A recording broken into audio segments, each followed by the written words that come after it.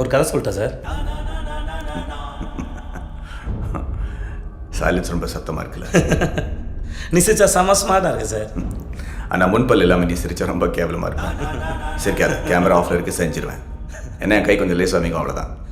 Sir வீட்டுக்கு வந்த guest எப்படியா சார் நடந்துப்பீங்க? வேதானோ வயலன்ஸ் சார். எதுக்கு சரண்டரான?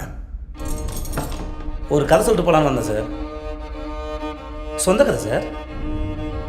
உன்ன மாதிரி ஆளுங்களுக்கெல்லாம் ஒரே கதை தானே. நான் கீழே இருந்தேன், தெருநாயாக இருந்தேன், இது செஞ்சு அது செஞ்சு பெரிய ஆள் ஆகிட்டேன், அந்த கதை தானே. ஐயோ எப்படி சார்? என் கண்ணிலே படம் பார்த்தியா சார்?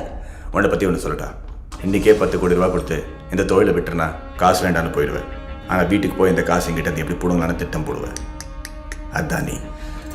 அதே 10 கோடியை உன் கையில் கொடுத்து என்னை விட்டுடு சார்னு சொன்னால் விட்டுடுயா சார் நீ?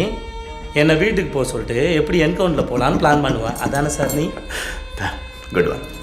ஆனால் எப்படி பார்த்தாலும் நீ நானும் ஒன்று தானே சார். ஏய், வால் இருக்கிறதுனால எலியும் பூனியும் ஒன்றாயிடுமாடா. சார் வீட்டில் எலி தொல்லை இருக்கிறதுக்கு தான் சார் பூனைக்கு மவுஸு. ஆனால் அந்த எலி பூனைக்கு பயந்து பொரியல் வந்து மாட்டிக்கிச்சு.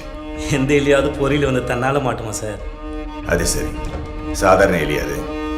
16 கொலை பண்ண பெருச்சாலியாச்சே. நீ மட்டும் என்ன சாதாரண பூனையா சார்? 15 என்கவுண்டர் பண்ண போலீஸ் பூனையாச்சு. 18.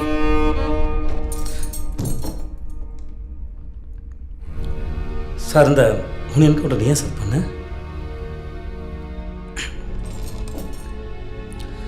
சரி சார், நீ தான் லேடி. 18 கொலை 16 கொலை, கன்வின்ஸா?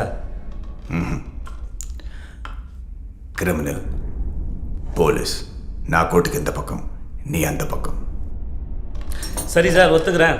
நான் கெட்டவன் தான், நீ நல்லவன் தான். ஆனால் உன்னை நல்லவன் காட்டிக்கிறது என்னமோ கெட்டவன் தேவையில்லை சார். கெட்டவன் கதை கேளு சார், கேட்குறது நல்லா இருக்கும், சுவாரஸ்யமாக இருக்கும், நிறைய ட்விஸ்ட் அண்ட் டர்ன் இருக்கும்.